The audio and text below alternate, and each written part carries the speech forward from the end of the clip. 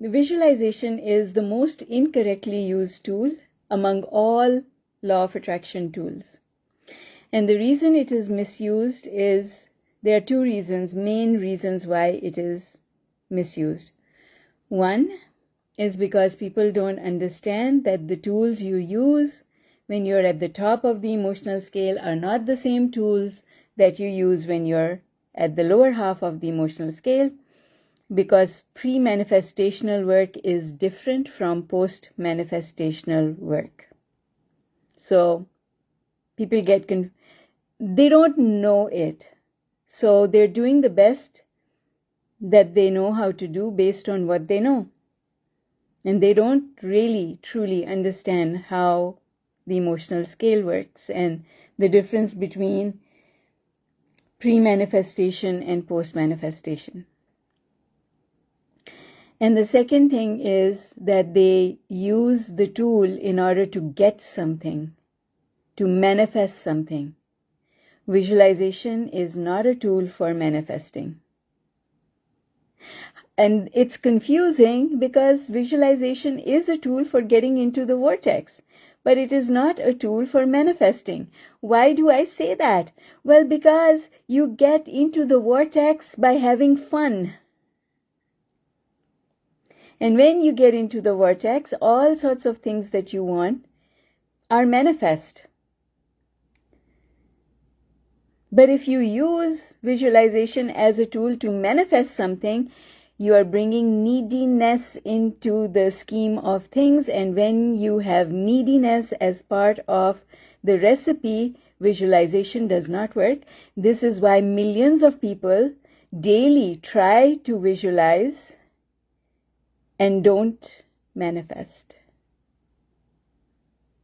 So visualization is a tool for feeling good. And when you feel good, everything good happens.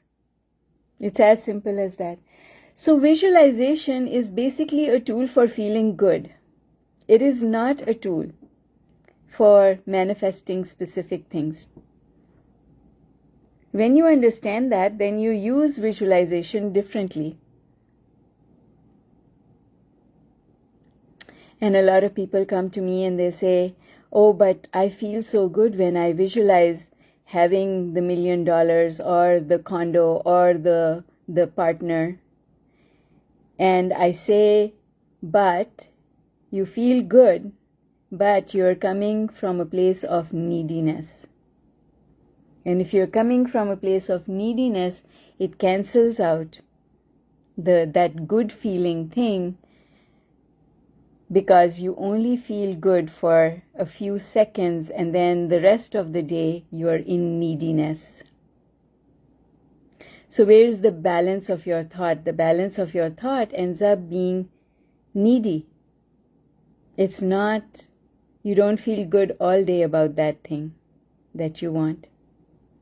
So visualization is a tool for feeling good, and if you use it to feel good, it will work.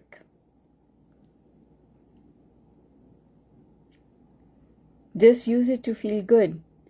And something that I teach people all the time about law of attraction, about the emotional scale really, is that there's no need to become specific, because the universe knows the specifics of what you want in a better, more detailed way than you will ever be able to verbalize the specifics of what you want. Because with respect to everything that you want, you have been collecting information for many years since you were born. You don't remember all the information. It's not always top of mind for you. You don't know with specificity what information you have collected on the subject of relationships, money, confidence, health. You don't know. But the universe never forgets anything that you have ever thought, because all thoughts that you have ever thought are known by the universe and are heard and responded to. So the universe knows the specifics of every single thing that you have ever wanted. So you don't have to ever be specific.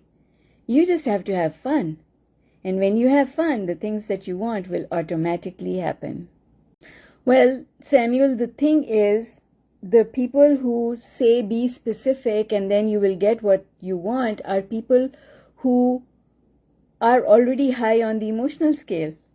When you're already high on the emotional scale, you're not needy. So you can be specific.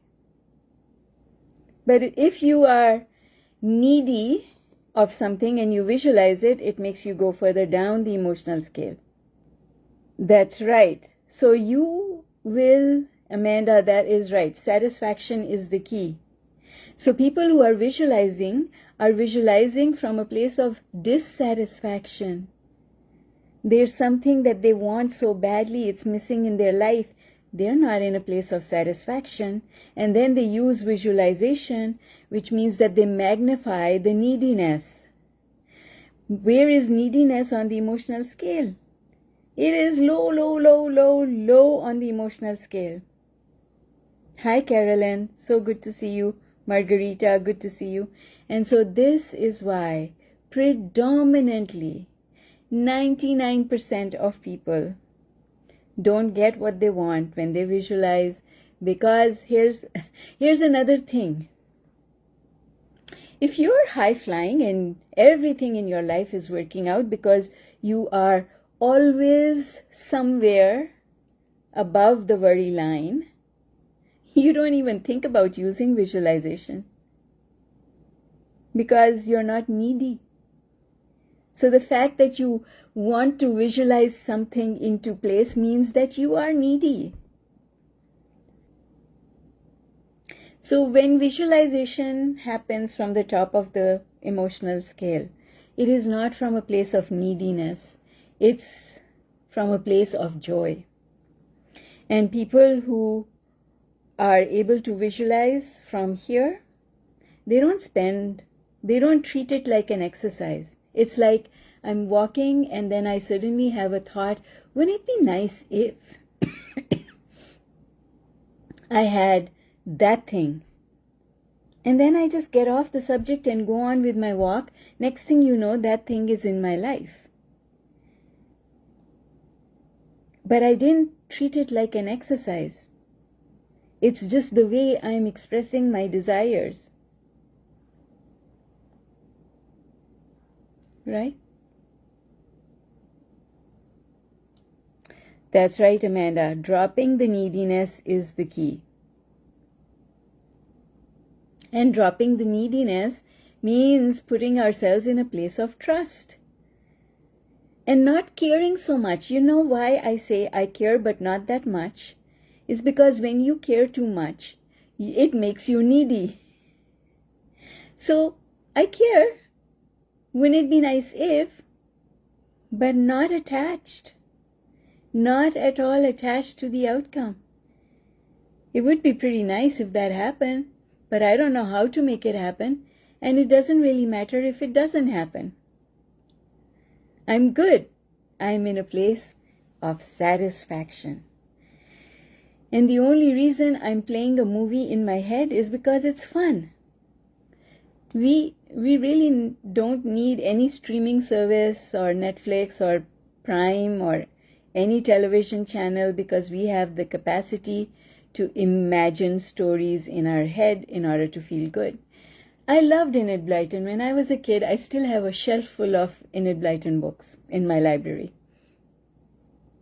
One of the reasons Enid Blyton was so much fun for me when I was a kid was because as I was reading the book, I was creating the movie in my head. And I would spend hours reading the book and just creating the imagery in my head. It took me to a place of feeling joy, satisfaction, put me in the vortex. And that's what visualization is all about. We have become lazy in using our imagination because we get streaming channels and YouTube and cartoons and all of this. And this is why reading is so much more enjoyable, because when you're reading, you're creating everything in your head. You're using your imagination, which puts you into the vortex.